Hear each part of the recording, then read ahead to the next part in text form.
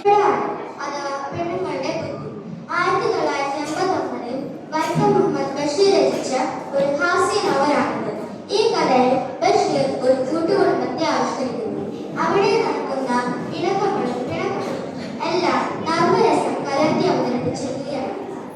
ഈ കഥയിലെ പ്രധാന കഥാപാത്രം വൈക്കം മുഹമ്മദ് ബഷീറിന്റെ സഹോദരിയായ ഫാത്തുമ്മയാണ്.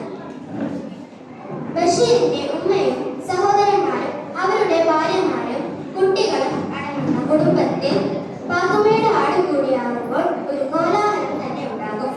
വളരെ ക്ലേശ സാഹചര്യമാണ് വീട്ടിലെങ്കിലും അത് ഹാസ്യരൂപത്തിൽ അവതരിപ്പിക്കാൻ കഥാകൃത്തിന് കഴിഞ്ഞു.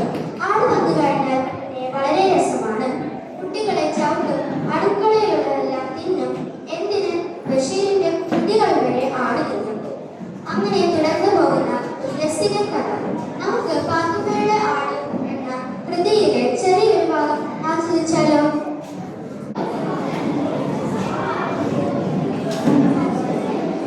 ഫാത്തുമ്മയുടെ ആട് കത്തിക്കല പൊട്ടിച്ചു.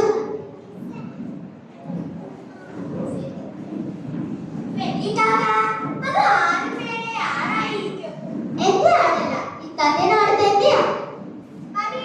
മതി, വെള്ളിക്കാക്ക ഇരിക്കുന്നത് കണ്ടില്ലേ? നീ ഒന്ന് അടങ്ങി വെക്ക് ടിവിയിൽ. എന്റെ ആടാന്ന് എങ്ങനെ നീ അറിഞ്ഞ്? അതൊന്ന് നീ പറഞ്ഞേ.